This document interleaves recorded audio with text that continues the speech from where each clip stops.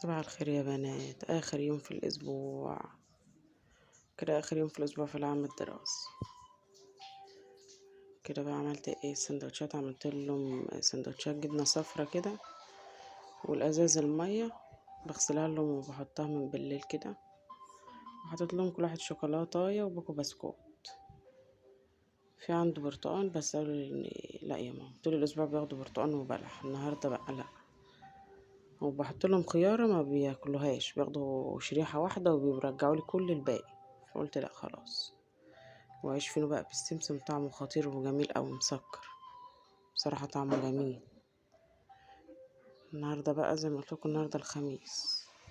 عام دراسة سعيدة عليكم يا رب العالمين. يلا حبيت بس أصبح عليكم. يلا سلام.